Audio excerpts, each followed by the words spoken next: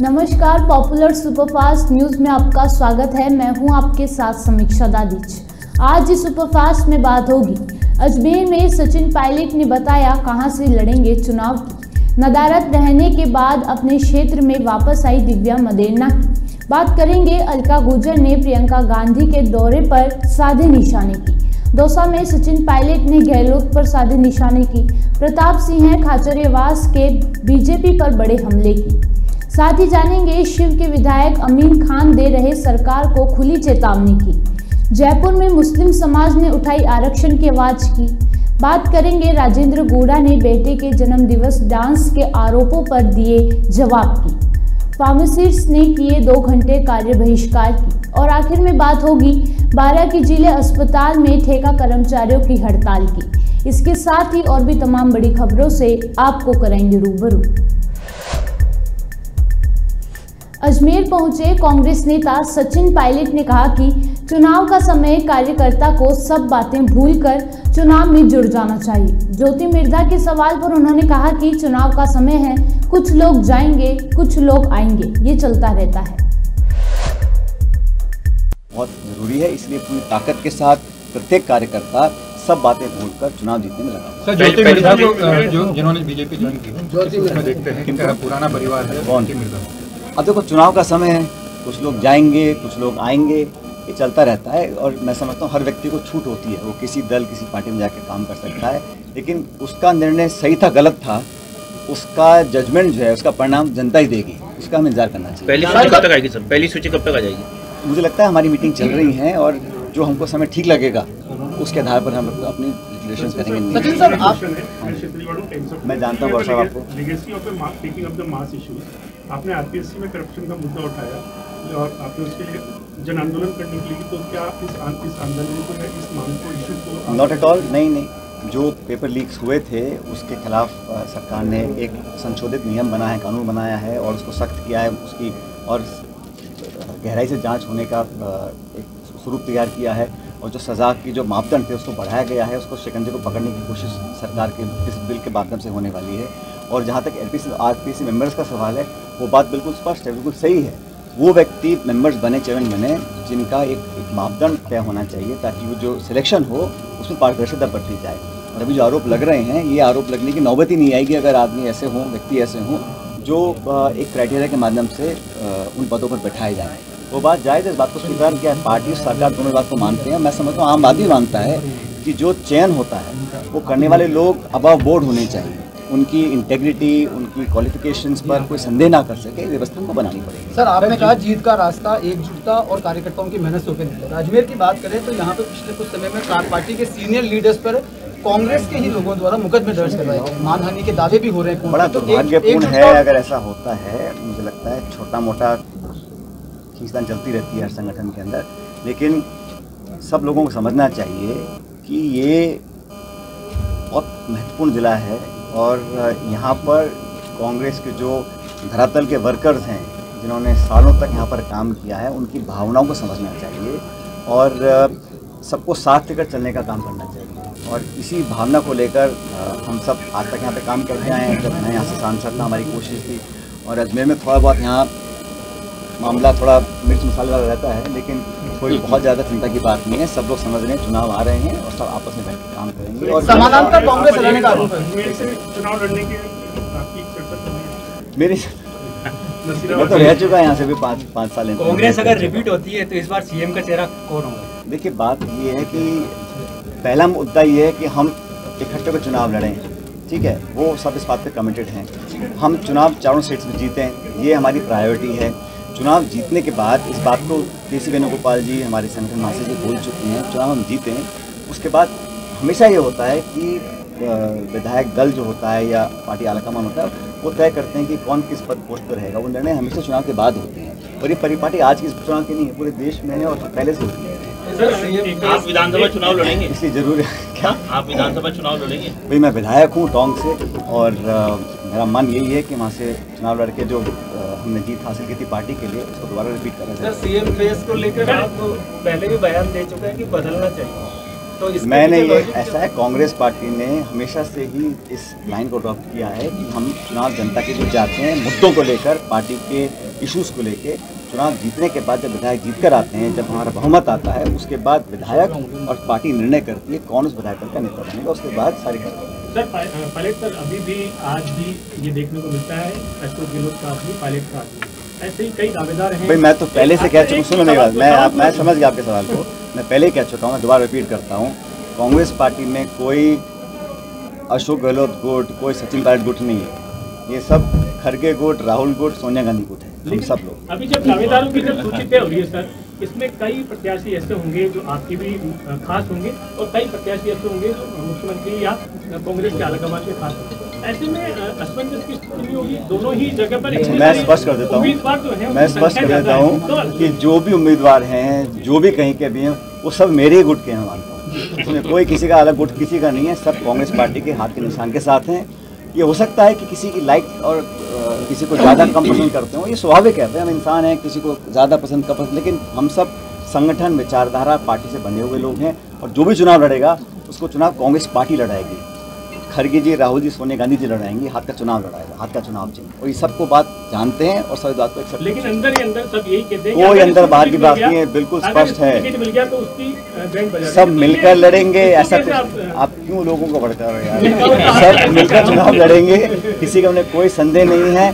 जो 4.5 साल निकल गए हैं, अब चुनाव का समय आ गया, अब जिम्मेदारी के साथ, गंभीरता के साथ, क्योंकि भाजपा सब काम करने वाली है, भारतीय जनता पार्टी के लोग मैं जानता हूं चुनाव जीतने के लिए कुछ भी कर सकते हैं, इसलिए भ्रमित करना, लोगों को भटका देना, जज्बातों को भड़का देना, आपस में आक्रोश पैदा कर देना, तनाव पैदा कर देना, ऐसे मुद्दे कैसे कैसे उठ जाते हैं, कभी कहा नाम बदल रहे हैं, इंडिया है, भारत है, अरे भाई दोनों ही नाम संविधान में लिखे हुए हैं, तो ये बेवजह की जो चर्चाएँ होती हैं ये लोगों का ध्यान भटकाने के लिए होती हैं। इसलिए आम नागरिकों के लिए इस देश के प्रति कांग्रेस पार्टी की कुछ जिम्मेदारियाँ हैं। इस देश में आज संवैधानिक संस्थाओं को गंभीर चुनौती मिल रही है, उनको बचाए रखने के लिए, जमहूरियत को मजबूत करने के लिए ये कांग्रेस सबसे बड़ा विपक्षी दल है, तो इंडिया अलायंस में हम लोग उसको लीड करते हैं, लेकिन हम सबको साथ लेकर चलें, बहुत बड़ी बात है। इतने अरसे के बाद इतने दल इकट्ठे आए हैं, अपने अपने इंटरेस्ट को पीछे रखकर देश को बचाने के लिए एक इंडिया अलायंस हमने फॉर्म किया है, तो जब बाकी लोग कर रहे हैं तो कांग्रेस जन का तो और ज़्यादा दायित्व बन जाता है कि एकजुटता दिखाएं और आपस में मिलकर साथ चलें। हम सब चुनाव लड़कर भाजपा को हराएंगे, तभी तो मैं समझता हूँ हमारा जो इंडिया अलायंस है, हमारी कांग्रेस पार्टी का जो उद्देश्य है उसको पूरा कर पाएंगे। Sir, Congress lead alliance India का है, तो क्या अलायंस के जो घटक हैं वो कह रहे हैं कि सनातन धर्म को भी समाप्त करना है? ये ऐसा है, मैं इसमें क्या का कमेंट करना नहीं चाहता हूँ, लेकिन हम में से किसी भी व्यक्ति को ऐसी कोई बात नहीं बोलनी चाहिए जो किसी और दूसरे व्यक्ति के जज्बात या सेंटिमेंट्स को हर्ट करे। हमारी कुछ भी सोच हो वो हम तक रखें, लेकिन किसी को भी अधिकार नहीं है कि किसी और की फीलिंग्स या सेंटिमेंट्स को हम लोग हर्ट करें। ये हमारे यहाँ एक फ्रीडम ऑफ स्पीच है, अपनी आप बात को व्यक्त कर सकते हैं। दिव्या मदेरणा अब 2 दिन के बाहर के प्रवास से वापस अपने विधानसभा क्षेत्र लौट चुकी हैं। अपने विधानसभा क्षेत्र में लौटते ही उन्होंने किसान छात्र संघ द्वारा आयोजित कबड्डी प्रतियोगिता के उद्घाटन समारोह में शिरकत की। इनके साथ में राजस्थान यूनिवर्सिटी के अध्यक्ष निर्मल चौधरी भी मौजूद रहे। दिव्या मदेरणा मंच पर संबोधित करते हुए उन्होंने कहा कि मुझे किसी पहचान की आवश्यकता नहीं है, मैं तो आपके बीच ही पली बड़ी हूँ। साथ ही उन्होंने अपने भाषण के अंत में एक शायरी पढ़ी। जोश और लगन से यहाँ पर आए और नहीं मत करो, आप कोई भी कुछ करे रिएक्ट मत करो। जोश और उत्साह से लग रहे यहाँ पर आए किसान वर्ग के सभी उपस्थित बुजुर्गगण व युवा साथियों, कबड्डी के इस मैच के लिए मैं आप सबके आयोजकों को विशेषकर धन्यवाद देती हूँ कि किसान संघ ने जो प्रतियोगिता रखी है उससे आज किसान वर्ग के युवा यहाँ बीच में आकर एकत्रित हुए हैं। और मैं राजनीतिक भाषण नहीं देती हूँ शादियों में और राजनीतिक भाषण नहीं देती हूँ ऐसे प्रोग्राम्स में, मैं उसूलों की राजनीति करती हूँ। और मैं यहाँ पर जब खेल की भावना से खेल खेला जाए तो हमें सीखने की जरूरत है कि आज हम यहाँ से क्या लेकर जाएं। हमें लेकर जाना है कि किस तरीके से एक टीम संगठित होकर अपने टीम को अपने गिले शिले मिटवाकर एक टीम के रूप में खेलती है। जब किसान साथ और किसानों का नाम दे तो किसान एकता का झंडा उठा होने की भी बात किया करो। बात जब उसूलों पे आ जाए तो टकराना जरूरी होता है, जिंदा को जिंदा नजर आना जरूरी होता है। ये मैंने एक मंच साझा किया था निर्मल के साथ, तो मैं भी निर्मल से मजाक कर रही थी जब ये भाषण दे रहे थे कि अपनी बात पे रहना अधिक जरूरी है, और जब ताला मांड लो तो फिर पीछे नहीं हटना चाहिए। तो मैंने कहा निर्मल आपका हृदय हो सकता है, लेकिन आपका एटीट्यूड बिल्कुल करंट वाला है। मोहित खिल्लर जी से मैं बोल रही थी जब कबड्डी का मैच हो रहा था, मैंने कहा जब मैं बचपन में कभी कबड्डी खेलती थी तो कबड्डी कबड्डी कबड्डी कबड्डी कबड्डी करते थे, ये क्या बोल नहीं रहे? तो उनका नहीं, आजकल प्रचलन बदल गया है, अब इसको सांस से थकने के लिए धीरे बोलते हैं कबड्डी कबड्डी कबड्डी। ये तो कबड्डी का मंच है, हम भी प्लेयर हैं, लेकिन हम राजनीतिक कबड्डी के खेल प्लेयर हैं। सब अपना अपना परिचय दे रहे थे, खिल्लर जी अपना बता रहे थे, निर्मल अपना संघर्ष बता रहे थे। मुझे राजनीतिक परिचय देने की आवश्यकता नहीं है, क्योंकि मैं तो आप ही के बीच में बड़ी हुई हूं। हाँ, लेकिन एक बात मैं जरूर कहूंगी कि जो राजनीति का पाला मंडता है और आप एक खिलाड़ी कबड्डी में वहां सामने जाता है, मैं भी एक ही खिलाड़ी जाती हूं सामने सारी टीमों में, पकड़वाती नहीं।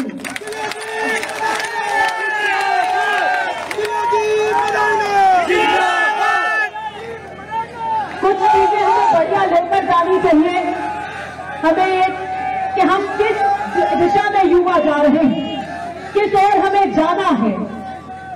हमें नशे की लत से दूर रहना है, शिक्षा का अलग जगाना बहुत जरूरी है। शिक्षा ही एक मात्र माध्यम है जो भविष्य, समाज, प्रदेश और पूरे भारत के मानचित्र को बदल सकता है। अगर प्रगति हुई है तो शिक्षा के माध्यम से हुई। मुल्तान राम जी जानी की जब हम आज बात करते हैं उनकी स्मृति में, तो मैं उनके लिए भी कहना चाहूंगी कि ओसिया में शिक्षा की अलग जगाने के लिए उन्होंने संघर्ष किया, उन्होंने काम किया। 1952 में परशुराम जी मदेना जब निकले तो उन्होंने ओसिया से पहला चुनाव लड़ा। उस जमाने में किसान वर्ग की स्थिति कोई बढ़िया नहीं हुआ करती थी, पक्के मकान नहीं हुआ करते थे। उस वक्त उन्होंने कानून की विधि की पढ़ाई करी और वो आए। इसलिए अगर आप कहीं से भी, वो घोड़ों की धरती से निकले थे, कोई काली कोई धौली सड़क नहीं हुआ करती थी, बहुत मुश्किल से ट्रेन हुआ करती थी, कोई ऊंटों पे जाते थे। पहले 2 चुनाव भी उन्होंने ऊंटों पे लड़े थे, गाड़ियां नहीं हुआ करती थी। पैदल प्रचार करते थे, कंबल डालकर, पैरों में खून के छाले हो जाते थे। लेकिन उन्होंने बदला कि समाज की, किसान कौम की स्थिति को बदलना है तो शिक्षा से बदला जाएगा, फिर राजनीति से ऊपर सर उठाया जाएगा। राजनीति को सेवा के माध्यम से माना गया, और मैं यही कहना चाहती हूं कि बहुत सारी चीजें चाहे आप खेल के माध्यम से सीखें, किसी खिलाड़ी से सीखें, किसी राजनीतिक व्यक्ति से सीखें, तो जरूरी है कि आप उसमें उसकी बढ़िया जो बढ़िया बातें हैं उसको उठाकर लेकर चले।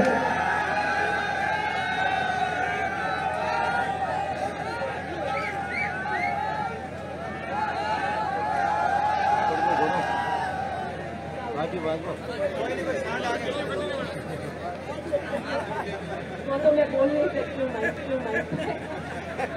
आरज़ू जीने की हो तो चट्टानों की तरह जियो, आरज़ू जीने की हो तो चट्टानों की तरह जियो, वरना पत्तों की तरह तो हवा भी ले जाएगी।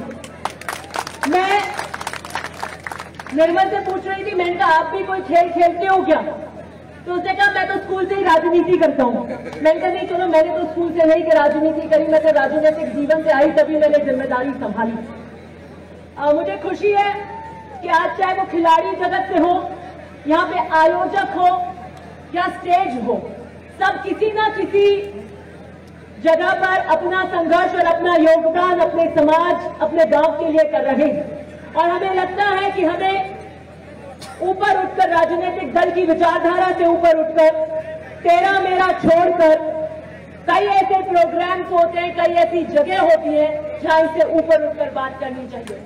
मैंने कांटों से नहीं, फूलों से चोट खाई है, हर सितम में तेरा कहता हूं, क्या तूने देखा नहीं? तुम तकल्लुफ को भी अखलाक समझते हो, तुम तकल्लुफ को भी अखलाक समझते हो, फराज दोस्त होता नहीं हर हाथ मिलाने वाला। राजस्थान चुनाव को लेकर कांग्रेस पूरी तरह से कमर कस चुकी है। राजस्थान में जनता को लुभाने के लिए तमाम पार्टी कोशिश कर रही हैं। वहीं अलका गुर्जर ने प्रियंका गांधी के दौरे पर वार किया है। बहुत बड़ा चौपर लेकर वो निभाई गई थी, लेकिन और एक दिन पहले मुख्यमंत्री जी भी वहां का दौरा करके आए थे। टोंक जिले के अलावा आसपास के जो जिले हैं वहाँ का भी भारी जाब्ता पुलिस बल वहाँ तैनात किया गया था सुरक्षा के लिए। लेकिन बहुत दुर्भाग्यपूर्ण है कि आज सुबह जिस जगह पर वो राष्ट्रीय नेता पहुंची थी प्रियंका जी, उसके 3 से 4 किलोमीटर दूर तुर्किया पंचायत में यशोदानपुरी गांव में एक महिला की लाश मिलती है। कोई जानकारी यहाँ के प्रशासन को, शासन को नहीं होती है। जब गांव के लोग इसकी सूचना देते हैं तो संवेदनहीनता देखिए, उस इतने बड़े जाब्ते में से केवल 2 पुलिसकर्मी वहां पर पहुंचते हैं। अब उस महिला की हत्या रेप करने के बाद हुई, कैसे हुई, ये तो जांच का विषय है, पोस्टमार्टम के बाद रिपोर्ट आएगी। लेकिन कार्यक्रम करते समय, कार्यक्रम के पश्चात भी उन राष्ट्रीय नेता के पास इतना समय नहीं था कि वो अपने उस बड़े से चॉपर को 3 किलोमीटर दूर जाकर वहाँ जाकर स्थिति को भी देख पाती, या मुख्यमंत्री जी को कहती कि निरंतर लड़की हूँ, लड़ सकती हूँ का तो मैं नारा देती हूँ, लेकिन राजस्थान में जो लड़कियों की हालत हो रही है, जो बच्चियों की हालत हो रही है, जो दुराचार हो रहा है, जो अनाचार हो रहा है, उस पर भी 2 शब्द बोलें और उसके बारे में भी उनसे बात करें। कल भीलवाड़ा के गंगापुर में एक महिला टहलने के लिए जाती है, अपहरण हो जाता है, निर्वस्त्र रूप में पुलिस उसको देखती है और जीप का सीट फाड़कर कपड़े वो अपना तन ढक सके, ये व्यवस्था पुलिस करती है। लेकिन सुबह पुलिस, चूंकि राजनीतिक पर्यटन चल रहा था, पुलिस का स्टेटमेंट बदल जाता है। वो कहती है कि नहीं, ये तो झूठा है मामला। और अभी की खबर आप देखिए, 4 व्यक्ति गिरफ्तार किए जाते हैं, पुलिस मानती है कि ये रेप हुआ है। तो किस तरह की का काम यहाँ की सरकार, यहाँ की पुलिस कर रही है। एक तरह से ये कहा जाए कि पुलिस भी कांग्रेस कार्यकर्ताओं की तरह ये प्रयास कर रही है कि यहाँ की वास्तविकता उस प्रथम परिवार के पास नहीं पहुँचे। हम वो घटना भी नहीं भूले हैं कि जब मूक बधिर बालिका के साथ अलवर में दुराचार होता है, उस समय भी ये इनकी राष्ट्रीय नेतृत्व राजनीतिक पर्यटन के लिए रणथंभौर देखने के लिए आई थी। बाघ देखने के पास इनके पास समय था। हम उस वक्त वहाँ उनसे मिलने भी पहुँचे थे, हमें गिरफ्तार करवा लिया गया था। और उस समय जो उस मूक बधिर बालिका के साथ घटना हुई थी, उसमें पुलिस ने प्रिमा फेसी उसे रेप माना था। मुकदमा जो दर्ज हुआ वो भी रेप का हुआ था। 15 वर्ष के से कम बच्ची को जो राशि दी जाती है इस तरह की घटनाओं के बाद, वो राशि भी सरकार द्वारा दी गई थी। उसका ऑपरेशन करने वाले डॉक्टर्स ने कहा था कि ऐसी विभत्स घटना हमने आज तक नहीं देखी, हमारी आंखों में आंसू आ गए। लेकिन उस समय भी जो इनकी तथाकथित नेता हैं, उनके पर्यटन में, उनके आराम में खलल नहीं पड़े। उस घटना को एक्सीडेंट का नाम इस राजस्थान की पुलिस ने दे दिया।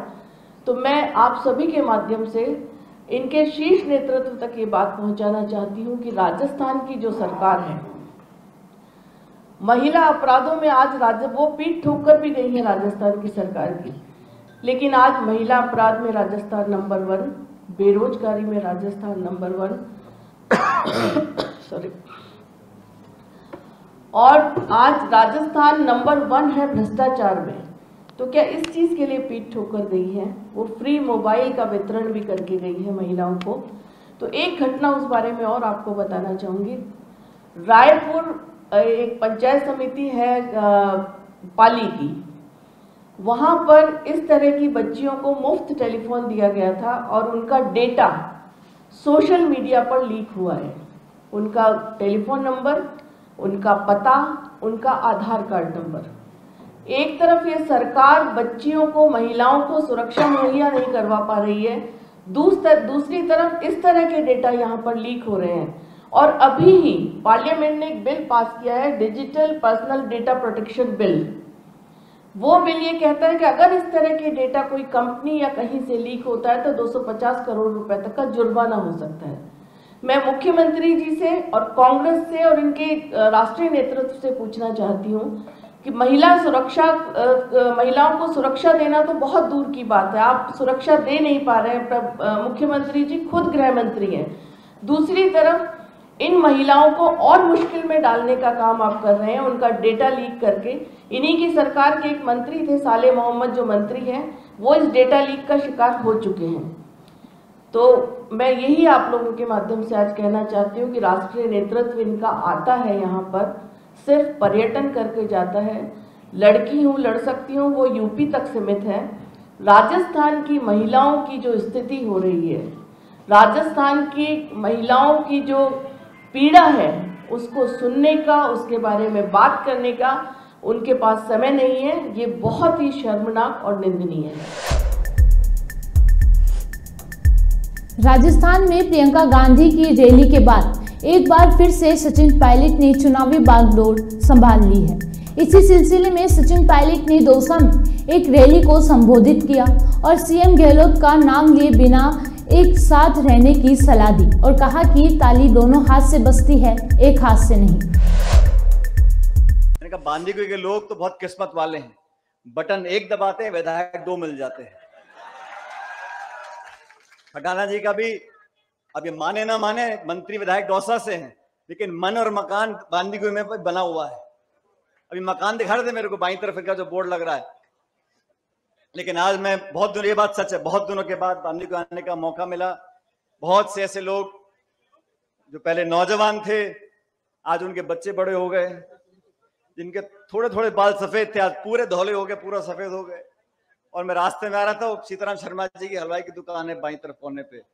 मैंने बहुत पहले वादा किया था उनको, मैंने कहा पंडित जी आपकी दुकान पक्का आऊंगा। आज उनको देखा, मैं गाड़ी से उतरा, उनकी दुकान में गया, उनका पोता इतना बड़ा हो गया, वो 22-23 साल का पोता हो गया। तो समय बहुत जल्दी बीतता है, लेकिन समय के बीतने का मतलब ये नहीं है कि हम आपसी संबंध खत्म कर दें।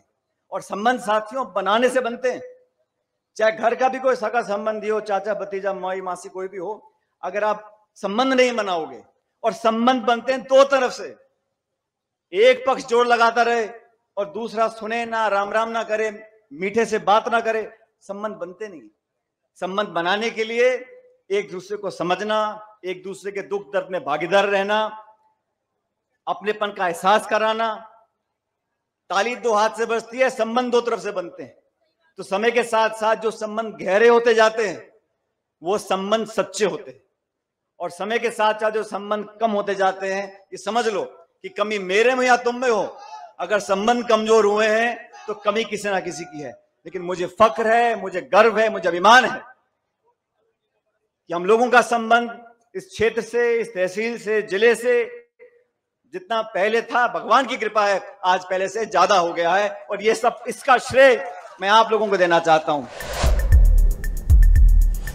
कांग्रेस नेता ज्योति मिर्था ने बीजेपी शामिल हो चुकी हैं। बीजेपी में शामिल होने पर मंत्री प्रताप सिंह खाचरियावास ने ज्योति मिर्था पर निशाना साधा है।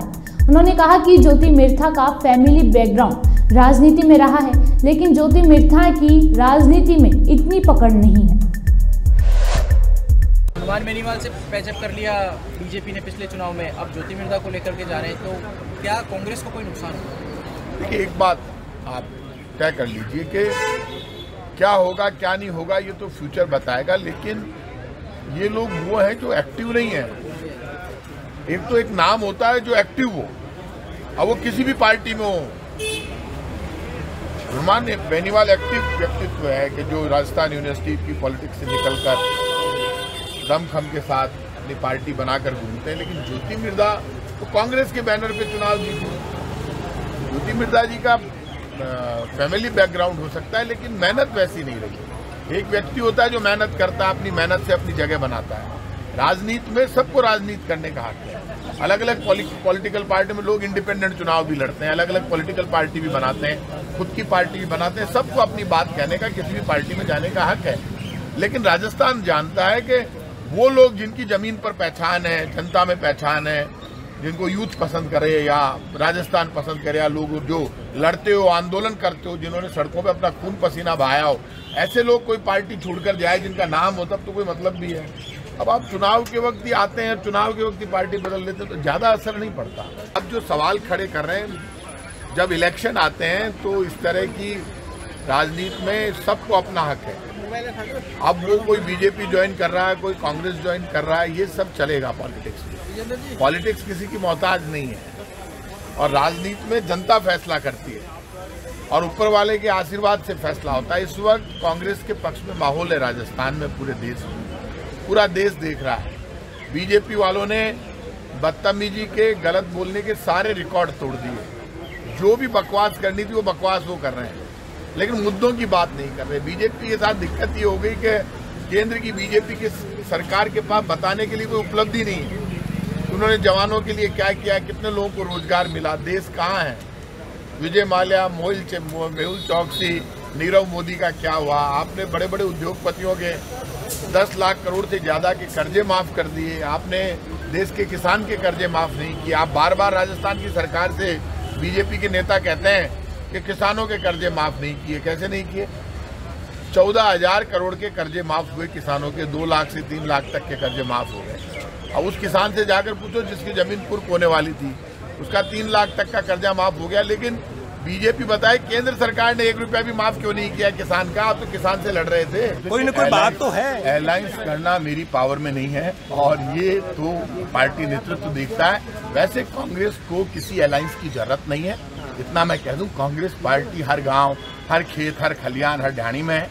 कांग्रेस अकेले ज्यादा, मेरा व्यक्तिगत मानता है कि कांग्रेस अकेले बड़ी ताकत के साथ सरकार बनाने जा रही है, इसलिए कांग्रेस को अभी कोई अलायंस करने की जरूरत नहीं है। मेरी व्यक्तिगत राय है। बाकी फैसला तो चीफ मिनिस्टर, प्रदेश अध्यक्ष और प्रभारी और पार्टी नेतृत्व करता है, मेरे हाथ में नहीं है। लेकिन मेरा मानना है कांग्रेस को किसी अलायंस की जरूरत नहीं है। कांग्रेस का एक एक कार्यकर्ता मजबूत है और जनता भी कांग्रेस के साथ है। बाड़मेर जिले के शिव विधायक अमीन खान ने एक बार फिर अपनी ही पार्टी के जिला अध्यक्ष फतेह खान पर हमला बोला है।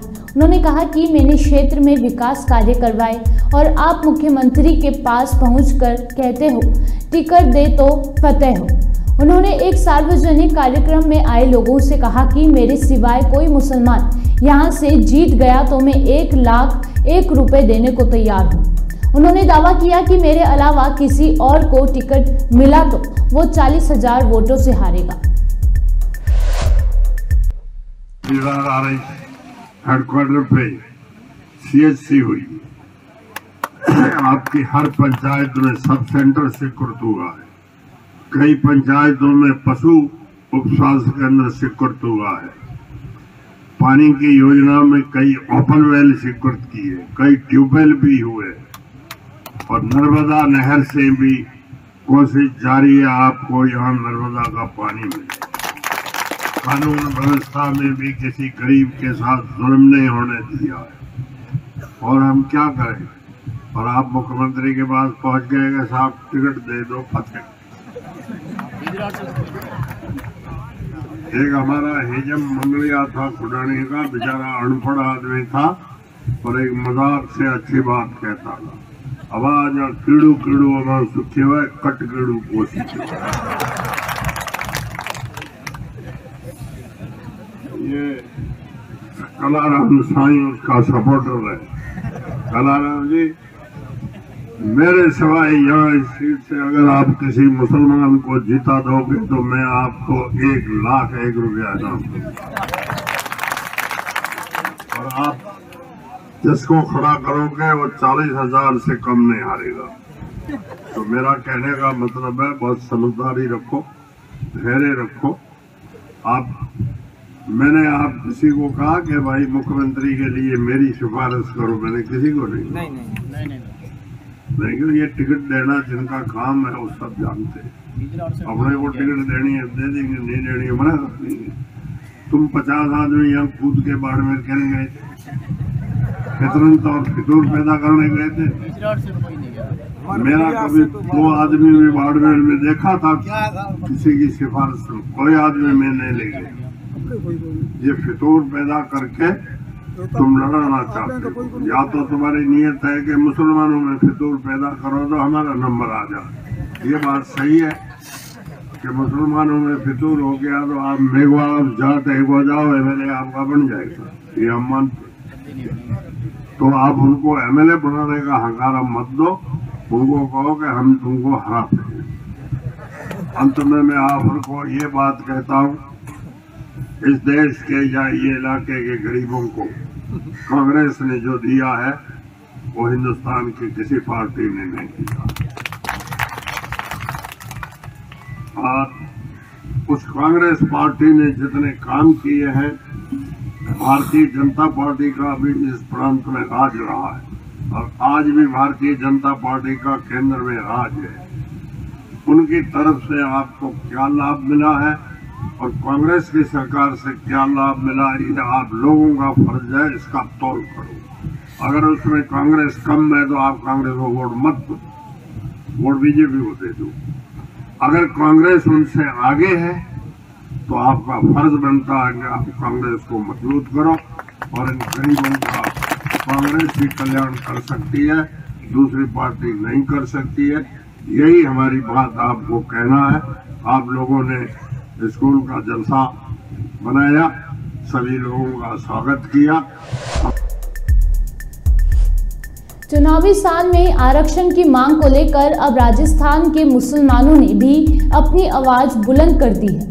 मुसलमान समाज को 10% आरक्षण देने की मांग को लेकर जयपुर के भट्टी बस्ती इलाके में मुसलमानों की एक बड़ी महापंचायत का आयोजन हुआ। इस महापंचायत में आए वक्ताओं ने एक सुर में मुसलमानों की दुर्दशा का मुख्य कारण कांग्रेस को बताया। महापंचायत में मुख्यमंत्री और मुस्लिम समाज के 9 विधायकों के खिलाफ जबरदस्त नारेबाजी भी की।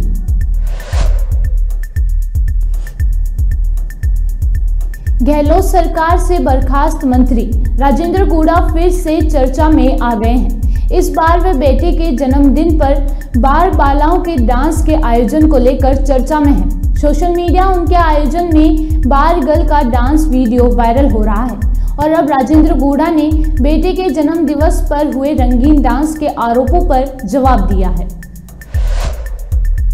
सम्मान की बात करने वाले मंत्री गुड़ा, असली डांस वहाँ पे करवाया गया था, इस पे क्या कहें? देखिए, मैं आपको एक छोटी सी बात बता दूं, जो भी गाने वहाँ जो संगीत के, चाहे घूमर थे चाहे और दूसरे गाने थे, ये सारे के सारे वो गीत हैं जिनको हमारे हिंदुस्तान के सेंसर बोर्ड ने इनको ओके किया, पास किया।